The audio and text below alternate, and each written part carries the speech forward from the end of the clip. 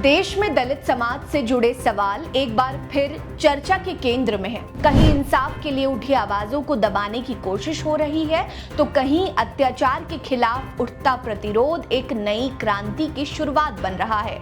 नगीना से सांसद चंद्रशेखर आजाद ने पहली बार अपने ऊपर लगे शोषण के आरोपों पर खुलकर बात की है। साथ ही उन्होंने बृजभूषण शरण सिंह को भी लपेटा है। वहीं बेंगलुरु में दलित प्रोफेसर के धरने का मामला भी सामने आया है। नमस्कार, मेरा नाम है रीटा। आज के वीडियो में मैं आपको देश में पिछले 24 घंटे में दलितों के ऊपर हुए अत्याचार के 5 ऐसे मामले बताऊंगी जिसे जानकर आपका भी खून खौल उठेगा। पहला मामला भीम आर्मी चीफ और उनकी कथित महिला मित्र रह चुकी रोहिणी घावरी से जुड़ा हुआ है। रोहिणी घावरी ने ये बात कबूल की थी कि वो और आजाद कुछ समय तक रिश्ते में रहे। पिछले महीने जून में रोहिणी ने चंद्रशेखर आजाद पर शारीरिक शोषण का गंभीर आरोप लगाया था।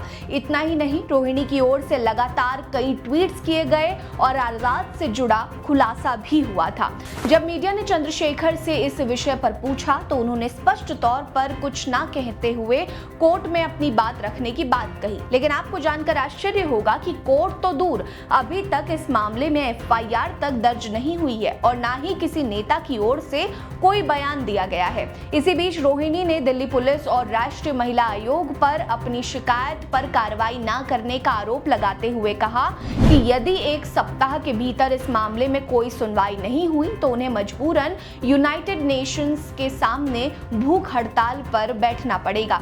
उन्होंने ये भी कहा कि अगर वो भारत में होती तो संसद के बाहर धरना देती। रोहिणी ने अपने ट्वीट में गहरी निराशा जताते हुए लिखा कि वो नहीं चाहती कि उनके देश की छवि अंतर्राष्ट्रीय मीडिया में खराब हो, जहां ये खबर फैले कि भारत अपनी बेटी की आवाज नहीं सुन रहा। पिछले दिनों बीजेपी के पूर्व सांसद बृजभूषण सिंह ने भी कहा कि अब एक दलित परिवार की बेटी चंद्रशेखर पर आरोप लगा रही तो सभी बड़े नेता चुप्पी क्यों साधे हुए हैं। उन्होंने तत्काल एफआईआर दर्ज करने पर जोर देते हुए पीड़िता को न्याय दिलाने की मांग की। इस मामले पर चंद्रशेखर अभी तक सख्त नहीं दिखे थे, लेकिन अब चंद्रशेखर आजाद ने पहली बार खुलकर इस मसले पर अपनी बात कही है। चंद्रशेखर आजाद ने कार्यक्रम में मंच से भाषण देते हुए कहा कि कई लोग हैं जो कहते हैं कि लड़ाई तब तक जारी रहेगी जब तक मेरी सदस्यता ना चली जाए। कोई महिला आयोग की सदस्य कहती है कि जब तक सांसदी नहीं जाएगी चैन से नहीं बैठेंगे। एक अकेले चंद्रशेखर की आवाज संसद में इन सब पर भारी पड़ गई है। मुझे सदस्यता की चिंता नहीं है, कल ही जाती है तो आज ही चली जाए, लेकिन स्वाभिमान से समझौता नहीं होगा। ऐसे में ये लड़ाई कहां तक पहुंचेगी और आगे क्या हालात होंगे ये तो समय में ही पता चलेगा। दलित उत्पीड़न की दूसरी खबर तमिलनाडु से है। ताजा मामला पुडुकोट्टई जिले के वाडावलम गांव का है, जहां पुजारी ने दलितों को केवल इसलिए भस्म देने से इनकार कर दिया क्योंकि वे दलित समाज से आते थे। जातिगत भेदभाव को लेकर अब लोगों ने पुलिस स्टेशन में पुजारी के खिलाफ मामला दर्ज कराया है। पुलिस की जांच में पता चला कि पुजारी ने भस्म वितरण करते समय दलितों को भस्म देने से इनकार कर दिया और कहा कि वो उनके जैसे लोगों को भस्म नहीं देते हैं। पुजारी पर दलितों को मंदिर में नहीं घुसने देने का आरोप लगा।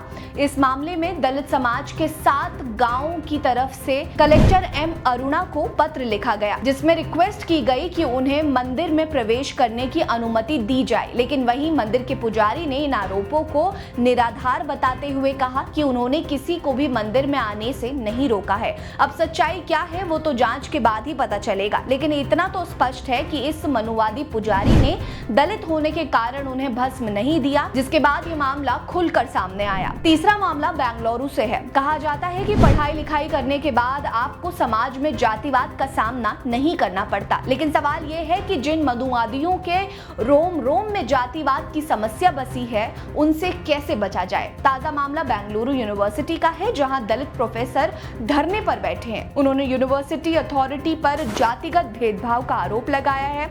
उनका आरोप है कि उनकी जाति के कारण ही उन्हें प्रमोशन भी नहीं दिया गया। इस मामले में दलित प्रोफेसर ने साफ कहा है कि अगर यूनिवर्सिटी की ओर से उनके लिए कोई ठोस कदम नहीं उठाया गया तो सभी दलित प्रोफेसर एक साथ इस्तीफा दे देंगे। उनका कहना है कि उनके ऊपर काम का दोहरा दबाव तो होता है, लेकिन जब बात अधिकार की होती है तो वो सीमित है। आपको जानकर आश्चर्य होगा कि दलित प्रोफेसर को अंडर लीव या वित्तीय लाभ से भी वंचित कर दिया गया है। इनकी मांग है कि प्रोफेसर्स की नियुक्ति मेरिट के आधार पर होनी चाहिए, लेकिन उनमें भी जातिगत भेदभाव हो रहा है। इसे लेकर दलित प्रोफेसर ने धरना दिया, तब जाकर प्रशासन की नजर उन पर पड़ी है। ऐसे में अब यूनिवर्सिटी के फैसले पर सभी की नजरें टिकी हुई है। चौथा मामला बिहार से है। इस साल के अंत में होने वाले बिहार विधानसभा चुनाव को लेकर तैयारियां जोरों पर हैं और अभी से ही खींचातान शुरू हो चुकी है। चुनाव आयोग के आदेश पर बिहार में मतदाता सूची का विशेष गहन पुनरीक्षण कार्यक्रम चल रहा है। शुरू में इनमें 11 डॉक्यूमेंट्स की आवश्यकता बताई गई, लेकिन कुछ रिपोर्ट्स बताती हैं कि अब सिर्फ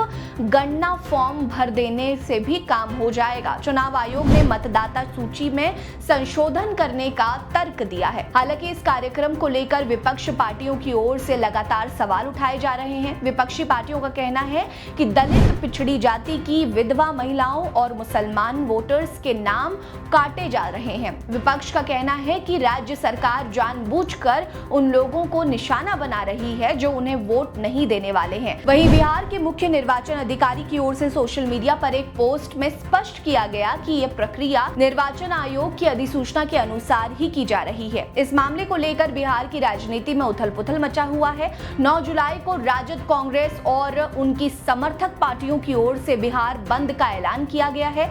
बता दें कि इसी साल के नवंबर में बिहार में विधानसभा चुनाव होने वाले हैं। हमारी इस लिस्ट की 5वीं और आखिरी खबर उत्तर प्रदेश के रामपुर की है। दरअसल सोशल मीडिया पर एक वीडियो वायरल हो रहा है जिसमें एक दलित बच्ची के साथ हुई बर्बरता को लेकर सुनवाई में देरी को लेकर दलित समाज ने सरकार को घेरा है। ध्यान देने वाली बात है कि 16 अप्रैल को रामपुर में एक दलित मासूम बच्ची को अगवा करके उसके साथ दुष्कर्म करने की घटना को अंजाम दिया गया था। इस मामले में पुलिस की कार्रवाई पूरी होने के बाद भी मामले की सुनवाई को लेकर देरी हुई। मामला खिंचता जा रहा है और आरोपियों के हौसले बुलंद होते जा रहे हैं। पीड़ित परिवार पर दबाव भी देखने को मिल रहा है। अब आरोपियों के परिवार वालों ने उल्टा दलित परिवार को ही घेरे में ले लिया। उनका कहना है कि आरोपी पर लगे आरोप गलत हैं और इस मामले की जांच नए सिरे से होनी चाहिए। बता दें कि ये मामला रामपुर के खेमका गांव का है, जहां से दलित बच्ची अगवा हो गई थी और गांव के बाहर झाड़ियों में बेहोशी की अवस्था में मिली थी। बच्ची के शरीर पर खरोच के निशान थे, जिसके बाद पुलिस ने दान सिंह नाम के एक आरोपी को गिरफ्तार किया था। दलित समाज से जुड़ी ये 5 खबरें न सिर्फ जमीनी स्तर पर दलितों की वास्तविक स्थिति को बताती है, बल्कि समाज को झकझोरने वाली भी है। आपको हमारी ये वीडियो कैसी लगी कमेंट सेक्शन में हमें जरूर बताएं। बने रहिए हमारे साथ। नमस्कार।